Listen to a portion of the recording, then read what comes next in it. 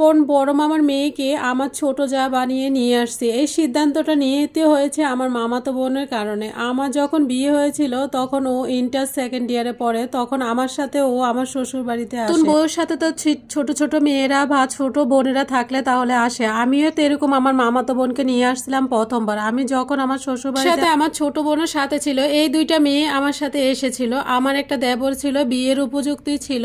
আমার মামাতো বোনকে দেখেই তাদের মধ্যে একটা ভালোবাসা তৈরি হয়ে যায়। আমি জানতাম না দীর্ঘ 5 বছর পরে তারা পালিয়ে প্রেম করছিল। আমার প্রায় সময় সন্দেহ হতো। আমার দেবর মানে অনেক কথা ওর সম্পর্কে বলতো। আমি অবাক হতাম যে আমার মামাতো বোনের সম্পর্কে আমিও এত কিছু জানি না, তুমি এত কিছু কিভাবে জানো। আস্তে আস্তে যখন আমি সবকিছু জানতে পারলাম তখন আমার মামাতো বোনে দেখলাম সেম আমার দেবরের সম্পর্কে অনেক কিছু জানে। তখন আমার সন্দেহ হলো, আমার হাজবেন্ডকে জানালাম, শ্বশুর শাশুড়িকে জানালাম, কিন্তু আমার শাশুড়ি রাজি ছিল। বারবার খালি বলতেছে আত্মীয়ের ভিতরে আর আত্মীয় না, তোমাকে এনেছি এইটাই তো বেশি। আবার তোমার মামাতো বোনকে আমার ছেলের জন্য কোনোভাবে এটা সম্ভব না। আমার ছোট ছেলেকে বিয়ে করাবো আমি আমার বোনের মেয়েকে। কথা শোনার পর আমার দেবর খুবই রেগে উঠছে। সে বলতেছে আমার মামাতো বোনকে বিয়ে করতে চায়। ওদের মধ্যে 5 বছরের সম্পর্ক, এর ভিতরে আমি দুইটা মা হয়ে গেছি, কিন্তু আমি একটু টের পাই না। এখন দেখলাম ওদের ভিতরে অনেক বেশি প্রশ্ন করে। তখনই আমি বুঝতে পারলাম যে ওদের মধ্যে একটা রিলেশন মানে চলতেছে। আমার বিয়ের 5 বছর মানে বুঝতেই পারতেছেন। তখন মানে বোনে প্রাইভেট একটা কোম্পানিতে জব করে, আমার দেবরও প্রাইভেট একটা কোম্পানিতে জব করে। দুজনের মধ্যেই মানে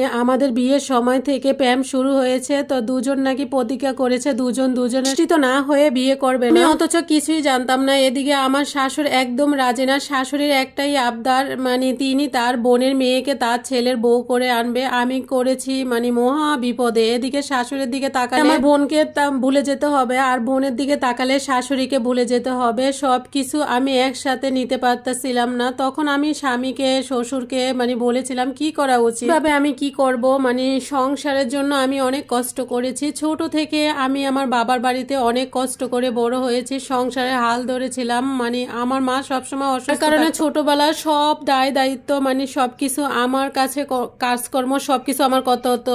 মানে শ্বশুর বাড়িতে এসেও আমি একদম ফুল ফ্যামিলির দায়িত্ব নিতে হয়েছে। আমার 3 ননদ, স্বামীরা 2 ভাই। আমার ননদকে 5 বছরে এক এক করে সবাইকে বিয়ে দিছি। সম্পূর্ণ খরচ আমার স্বামীর, এবং আমার স্বামীর ছোট ভাইকে টাকা পয়সা খরচ দিয়ে লেখাপড়া করা। স্বামী ঢাকাতে চাকরি করলো, ঢাকাতে থাকতে যায় না, কারণ শ্বশুর শাশুড়ি ঢাকা যেতে রাজি না। তার কারণে আমি সংসারে গ্রামের টানি থেকে যেতে হয়েছে। তার জন্য আমি যাই না। 2টা বাচ্চাকে নিয়ে আমিও খুবই হিমশিম খাচ্ছিলাম, যার কারণে কখনো ঢাকা গিয়ে স্বামীর সাথে সংসার করব এটা চিন্তাও করি নাই। আমার দেবরকে নিয়ে এত বড় বিপদে পড়েছিলাম। শুনতে শুনলাম যে ওদের ভিতরে অনেক গভীর সম্পর্ক হয়ে গেছে। এই সম্পর্ক ভেঙে দেওয়ার মতো না। আমার শ্বশুর বারবার একটা কথা বলেছে, তোমার শাশুড়িকে আমিও ভয় পাই, আমার যদি সম্ভব হয় তুমি বিয়েটা করিয়ে দাও। না, আমার এখানে কিছু বলার নেই, আমার এখানে আমি কিছুই বলতে পারবো না। আমার স্বামীকে জিজ্ঞাসা করলাম, আমার স্বামী বারবার একটা কথাই বললো, মায়ের চোখে একবার খারাপ হয়ে গেলে কখনো ভালো হতে পারবে না। মা যখন বিয়েতে রাজি না, এটা স্কেপ করে দাও। আত্মীয় স্বজন সবাই আমাকে প্রেশার করা শুরু করছে।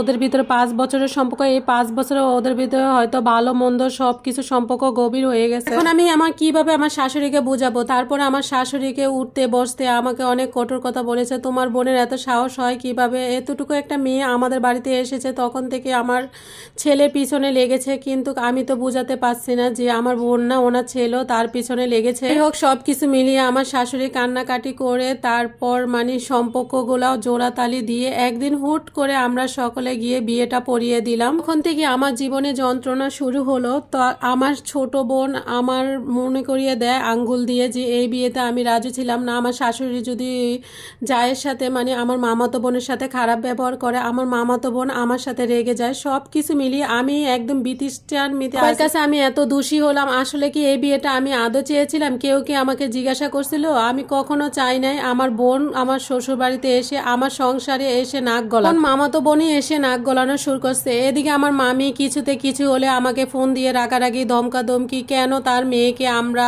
আমাদের বাড়িতে বউ করে আনছি। উনি কি এটা ভুলে গেছে যে ওনার মেয়ে কি কীর্তি করেছে আমি এগুলা আর বলতে চাই না, তারপরও বুকে পাথর বেঁধে আমি সম্পর্ক বজায় রাখার চেষ্টা করি। এমন একটা সময় এসেছে যে সম্পর্কটা বেশি দিন টিকলো না। হঠাৎ করে আমার দুইটা বাচ্চা আমার বোনের চোখে পড়লো। আমার বাচ্চাদের অনেক খরচ হয়, তখন আমার দেবরও কিন্তু ভালো একটা চাকরি হয়, আমার বোনেরও ভালো একটা চাকরি, সবকিছু মিলে কিন্তু আমি আর পেরে উঠতে পারতেছি না। ওরা যদি তখন শহরে থাকতো, কিন্তু ওদের ফোন কল অভিযোগ সবকিছু মিলিয়ে মনে হচ্ছে যে আমি এই সংসারে না থাকলেও হবে। আমাকে শুনতে হয় আমার স্বামীর কাছ থেকে নাকি বেশি টাকা আমার দেবর সংসারের ভিতর খরচ করে, আর আমার বোন আমাকে ফোন করে বলে দেবরের টাকায় নাকি পুরা সংসার চলে, তো তোমার এত কোনো খবর নাই কত টাকা মাসে খরচ হয়। আমি অবাক হয়ে গেছি, আমার স্বামী যে এত বছর ধরে সংসার সব দায়িত্ব নিছে, 3টা বোনকে বিয়ে দিছে, মা বাবাকে ডাক্তার দেখানো শুরু করে সমস্ত খরচ বহন করছে। কই আমি তো কখনো এইগুলা কখনো বলিনি। আমার মামি আমাকে ফোন করে বলে আমি নাকি দেবরের সমস্ত টাকা পয়সা খেয়ে শেষ করে ফেলতেছে। আমার শ্বশুর শাশুড়ির পিছনে নাকি আমার দেবরের টাকা অনেক বেশি হয়,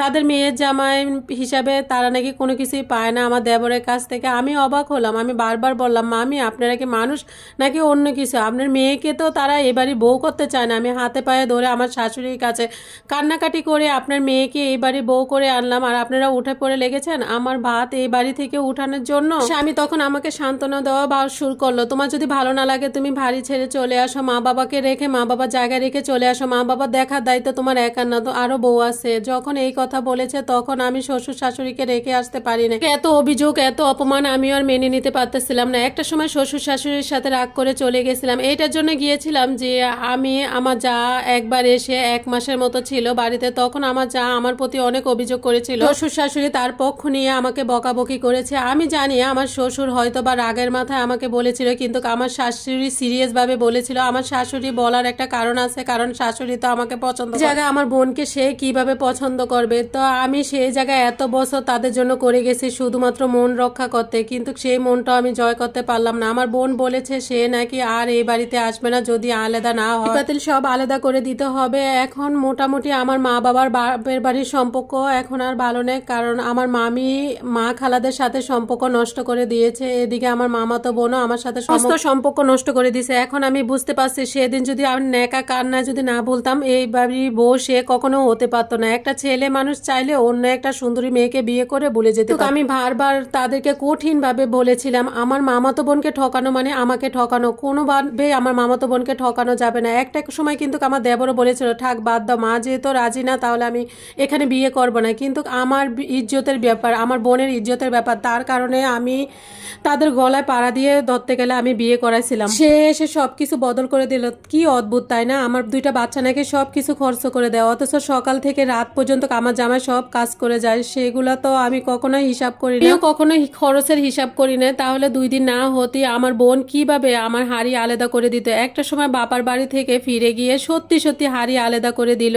আমার বোনের সাথে এখন আর আমার টোটালি কথা হয় না। দিন হলো সম্পর্ক শেষ হয়ে গেছে। আমার মাও এখন আর বাবার বাড়িতে যায় না। এরকম ভুল কখনো করবেন না, বোকারাই শুধু ভুল করে। আমি শুধু বোকা ছিলাম, আমি অন্ধের মতো বিশ্বাস করেছিলাম যে আমি ছোটবেলা এরকম আমাদের বোন সম্পর্ক ভালো ছিল, এখনো হয়তো বিয়ের পরে ভালো থাকবে, বোনে যা হয়ে হয়তো আমাদের সম্পর্কটা অনেক ভালো থাকবে। আসলে আমার ধারণাটাই ভুল। আসলে সে আমার ধারণাটা একদম মিথ্যে করে দিয়েছে। সেটা আমার ও ছায়াটাও সহ্য করতে পারে না। আমি জানি হিংসা করা মহাপাপ, হিংসা করে কখনো কেউ বড় হতে পারে না, সেও পারবে না। তো এখন তার চাকরিটাই চলে গেছে, এখন সে আমার মতো ঘরে বসে বাচ্চাই পালতাছে, কিন্তু আমি ওর সাথে টোটালি কথা বলি না, কথা বলার চেষ্টাও করি না। যে আমাকে একবার কষ্ট দেয় তার দিকে আমি ফিরেও তাকাই না। গল্পটা যদি ভালো লাগে তাহলে বেশি বেশি করে শেয়ার করে দিবেন। আসলে কথা বলতে বলতে আমি সব রান্না বান্না করে ফেললাম। তো এখানে আমার আজকে ভাইরাল কড়াইয়ের ভিতরে আমি ইলিশ মাছ ফ্রাই করব। আসলে যেহেতু পোলাও রান্না করছি, ওর বাবা বলতেছে মেঘলাময় দিনে বলতেছে একটু ইলিশ মাছ ফ্রাই করো, তো এই ছোট ছোট ইলিশ ছিল। একবার ভাবছি 2টা ছোট ছোট ইলিশ ফ্রাই করি, কিন্তু না, আমাদের বাসায় আবার একদম বেশি একটা খাওয়া হয় না। আসলে আমরা অল্প